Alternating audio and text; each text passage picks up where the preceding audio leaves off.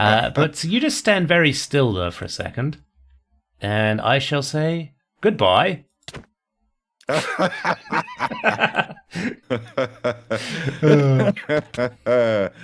a lot, Sunfire. Enjoy the trip.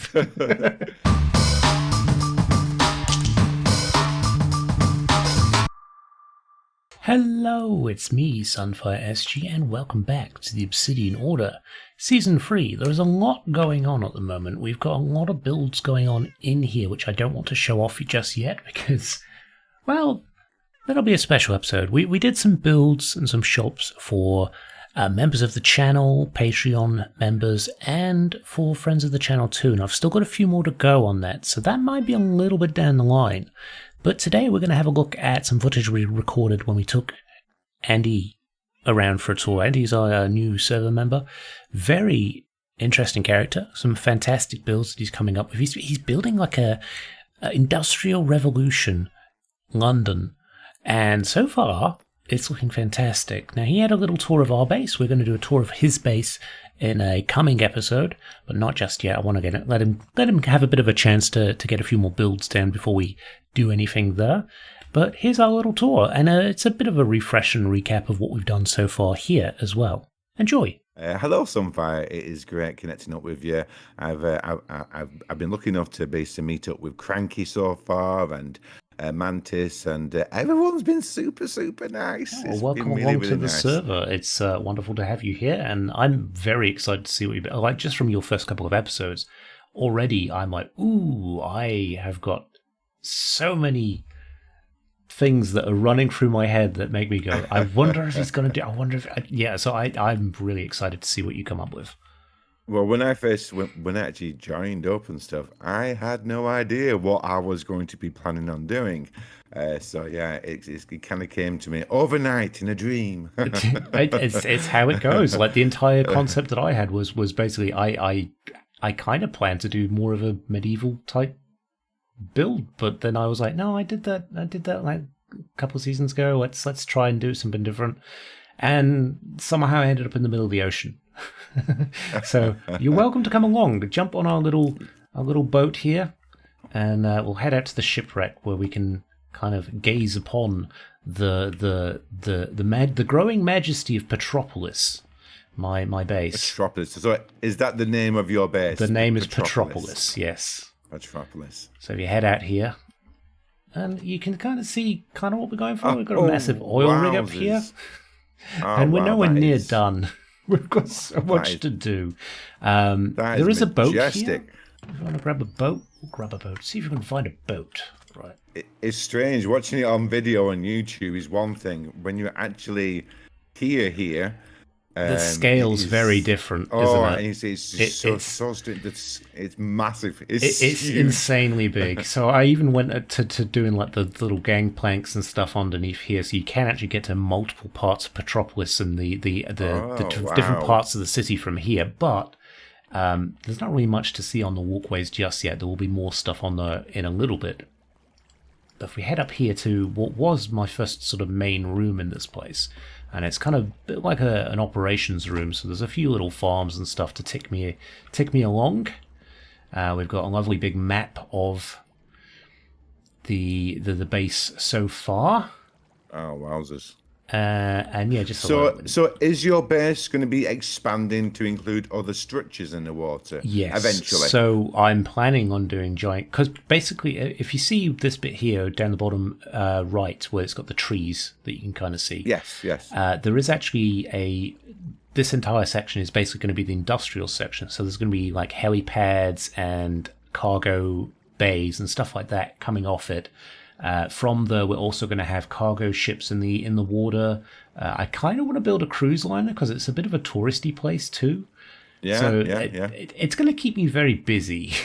I suppose you could do those gigantic,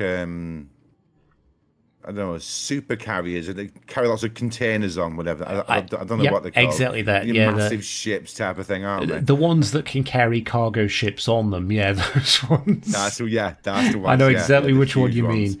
I'm also thinking maybe an aircraft carrier or something. I don't know. It's supposed to be a kingdom, so you kind of feel like you need something for defense. So maybe an aircraft carrier might be might be appropriate. Waterlogging. We'll crack on around here, and I'll show you kind of what the whole vibe is, because there are a few things that I think your kingdom may be able to help out with, and also potentially make a little bit of cash money for yourself as well. Now, I've got a lovely gift for you here. That's I've got all gifts. yours. You've got gifts. Of course, you've got gifts. So welcome to the server. Oh, smashing. Thank you very much. It's the one thing I've been missing is an ender chest. Yeah, I figured when you said you wanted an Eye of Ender, you might need an ender chest. So I thought, well, if I give you some obsidian and a bunch, you can make a multiple if you need to. So this is our sort of like industrial. This is what I was talking about with the helipads and the cargo bays and stuff. But these are going to come off here on separate structures. I love this. It's like a roller blind. It is, roller door. That looks so good. And just having a little bit of like the observers facing each other, having the red flashing lights. I don't know why that makes me feel so much happier about it, but it does. I suppose it's that movement, that light. I think so, yeah. I think it is just the lights. It's been the one thing with Minecraft is basically it's the lack of movement a lot of times. And obviously movement gives life to your builds. And controlled movement too, because yes, you can have villages and stuff, but there's so often just like go places you don't want them to be. It can be quite frustrating. So there's nothing in here at the moment. It's very empty, but I am planning on filling that out with cargo containers and all sorts of stuff. But basically, this is the lifeblood. That's the lifeblood of the entire city of Petropolis. Anybody that lives here, a lot of the stuff is going to need to be shipped in, because obviously you're in the middle of the ocean. Where are you going to get it from? Yes, very true. Very true. Very true, yeah. But it's kind of set up... It kind of said it was supposed to be a nice city, but it's kind of become very dystopian. It's basically, you've got all these people trapped in a shopping mall, basically. So these are all going to be individual shops. It's like something out of the zombie apocalypse, isn't it, really? I mean, it'd be the perfect place to wait out a zombie apocalypse, honestly. Well, exactly, yeah. But yeah, we've got multiple shops going in. Obviously, a few of them have been taken already. I believe this one here is going to be Bobbitt's. Bobbitt's going to make a sushi restaurant or a ramen restaurant here. Mr. Pickle. Yes, Mr. Pickle. And honestly, there are so many shops. We've got a couple grabbed already. So Cranky's got this one here, Lamood. It's his beauty shop. And what I've set out is I don't want people buying and selling for normal stuff like emeralds or diamonds. He has chose that everything costs 1 oxalotl. Oh, okay. Now, that's unusual. It is unusual, but I think he didn't realize that it would be very easy for me, because I've actually got a moss cave system like right below my base. So I've already broken his economy. But if you want to choose a shop, you are more than welcome to. There's actually another layer of shops above here as well. So which ones are the empty ones? Any of them. Like, if they've not got a sign on them, they are empty. So I believe there's one up here that Adela has grabbed. She's going to put something here. There's one or two that I've filled out myself just to kind of fill out the lifeblood of it and add a bit more interest. But Adela's got this one. I've got an Italian restaurant over this way. But there's quite a few that are free. There's quite a few large ones. Now, I was thinking, you don't need to go with my idea here. But because you're going sort of almost like Victorian London, and you're currently in a train yard, aren't you? Yes, basically, I'm in a train yard currently. What I was thinking is, why, like, I want, because we're not using the Nether as much, like that's kind of like the plan is we're not going to use the Nether, or because I think the Nether's the only place that we can't really renew as easily. Yeah. Nobody uses minecarts anymore. Nobody uses railways. I kind of would love, like, even if it was like a model railway shop, like, you know, the Holmby trains, like have like a big shop like this, and have like multiple little floors and tunnels and little trees like saplings and stuff to make it look like you're actually riding a little toy train around. I don't know. That is... Even if you don't do that, I'm going to possibly do that myself. Because it sounds like fun. I like that idea, because the plans are I will be building a train of the period, so it'll be awesome. very very early. It'll be very very early days trains and stuff. So because Perfect. I've only got a certain amount of years to build from. So Hmm. I've got 1780 to 1840 is like the Industrial Revolution time span. So I have to basically pick a period where it's trains, but it has to be a train that people recognize is a train. Yes. Because if you Some look at of them were not the looking like trains, original, were they? yeah, so the original trains don't really look like trains, and No. I don't want people to get a bit confused and thinking, "What's he built?" Yeah, what's that? This is terrible, but this is looking even like a train. No, it does. It does. Honest. No, that's one of the things that kind of like, because you set such a strict parameters for your time frame of when Yeah, you're yeah. building. I really like that idea. That might be something I do in future seasons or future base builds later on. Is to set myself a goal for that because it does feel like limiting yourself like that is actually going to create It's ingenuity. strange. I've done it once before, and I thought when I came up with the idea of literally just doing a time span, so a point in history, and I just automatically thought, well, I'm going to restrict myself, and I'm going to run out of ideas, and I'm basically Mm. going to be shooting myself in the foot.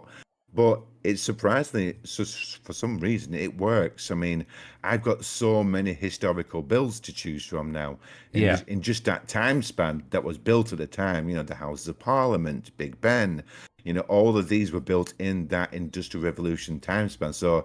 So many historical builds that I would be doing my own spin. It won't be an exact copy, Mm. but I'll be doing my spin on, Big Ben and my spin on the Houses of Parliaments Yeah. and other iconic buildings. But it's strange giving yourself those restrictions. Actually, I feel it actually helps my game, which is strange. Yep. No, I completely relate to that. Completely understand it. It's like one of those. As soon as you mention it, I'm like, man, that's actually yeah. That it forces you to be creative in a different way, and I kind of like Yeah, that. I dig that idea. This is going to be the residential thing. I'm still working on walkways that'll go between here and the industrial and a helipad. yeah, These are the slightly bigger residential rooms. Let's just say it's a little bit space intensive for the actual residents of this place. Like I said, it's turned into a yeah. dystopian hellhole. But honestly, every time I build something, it always seems to go that way. So I'm offering these to people on the server, other kingdoms, as like almost like an embassy. So Yeah, if you've got yeah. one in particular that catches your fancy, let me know, and I'll whack a sign down in there, and I'll actually work on. I'll build that one for you, and get you a nice little room here. Well, to be honest, I think the one The one across next to from Cranky. yeah, I Yeah. think yeah, next door to having Cranky as a neighbour Are sounds you like an are you absolute. sure he's kind of noisy? Yeah, I'm sure it'll be fine All having right. Cranky as a neighbour. I Yeah, I will just put a block down here for now and kind of block it. I'll let you jump out, just so yeah, I let me know get that out that one's first. been taken, and I'll get work on putting a sign down there. So yeah, if we take the elevator. Oh God, I've turned myself around again. Here we go. Take the elevator up. We can kind of get a good view of like what the plan is here. So all the way to the top this time. And I'm thinking what I need to do is probably put another layer of the residential here, and then I'll work on a little build for myself. But yeah, you can see the industrial over there is going to be rather large. There's also going to be a Yeah, giant radio tower, and a few more industrial things as well. So it's coming together. It's just it's a big build. It's going to take a wee while, and I'm kind of yeah. stoked I'm about saying it. it already looks pretty much fantastic. I mean, your block palette choice is pretty spot on. I mean, we have the quartz, we have the dark oak. It's just everything just marries up so nicely together. Yeah, Honestly, I'm glad that we have the system to barter with buy use diamonds to buy tokens to buy quartz, because mining yeah. this in the Oh my, Nether, yeah. Wow, yeah. it would not be a project that I would take on in any Minecraft world, let alone an SMP where I'm making content on it, because it would just take so long. Yeah, I don't think anyone would want to build a No. structure this size with quartz because Well, I you mean, would do if your you were on mine. Hermitcraft, maybe they've got the time and energy to do that, but I work and stuff. I can't do Yeah, that. exactly. Yeah. So we've got a decent amount of storage in here now, which is nice. Yes, you think. This was actually smaller than my original design. I started building this, and I kind of went a bit overboard and had way too much. This it fits what I need it to fit, I think, for the most part. Yeah. There's a few blocks wrong.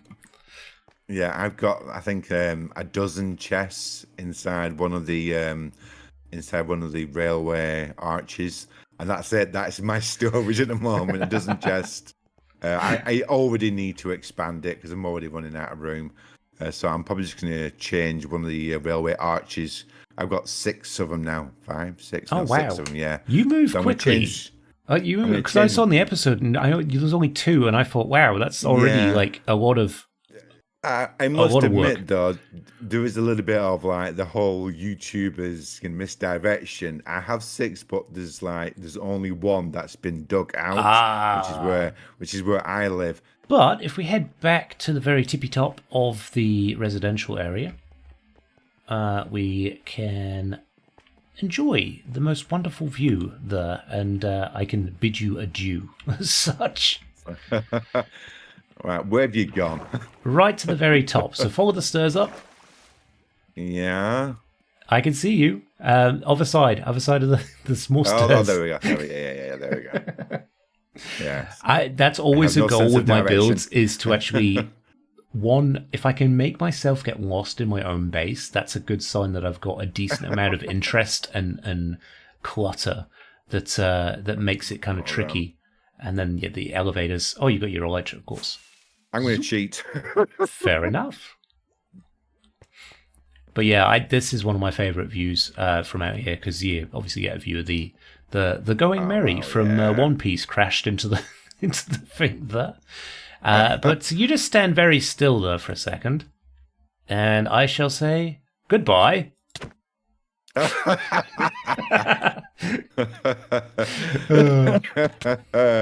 Thanks a lot, Sunfire. Enjoy the trip. I will. And it's a pleasure to have you on the server. You have an absolutely beautiful build. Thank you. I'm very much looking forward. Progress. Yeah.